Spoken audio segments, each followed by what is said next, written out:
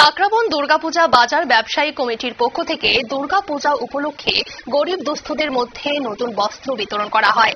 জানা যায় যে এই কমিটির বস্ত্র বিতরণের আয়োজন করে কাকরাবন বাজার ব্যবসায়ী কমিটি এবং এই স্থায়ী মন্দিরে হয়ে আসছে দীর্ঘদিন থেকে পূজা এবং এই অনুষ্ঠানে উপস্থিত ছিলেন পুজো কমিটির সেক্রেটারি প্রসেনজিৎ সাহা, প্রেসিডেন্ট দীপক পোদ্দার এবং কি জানালেন প্রেসিডেন্ট দীপক পোদ্দার বক্তব্য রাখতে গিয়ে শোনাবো।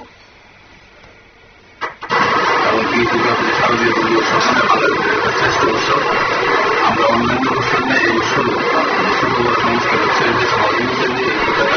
করেছি। বিভিন্ন সময় আমরা বিভিন্ন সামাজিক কাজের সাথে যুক্ত থাকি। এবারও আমরা আমাদের ছাত্রের মধ্যে চেষ্টা করেছি কিছু গরিব মানুষের মধ্যে আমাদের উপকার হিসাবে বস্ত্র দিতে।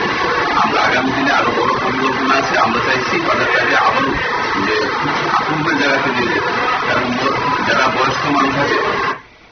আপনারা শুনলেন তাদের বক্তব্য এবং প্রতি বছরের মতো এই বছরও তারা বস্ত্র বিতরণের কর্মসূচি আয়োজন করেছেন এবং আগামী দিনেও তারা এই কর্মসূচি জারি রাখবেন বলে জানালেন। নিয়ে নিচ্ছে ছোট্ট একটি বিজ্ঞাপন বিরতির সঙ্গে থাকুন।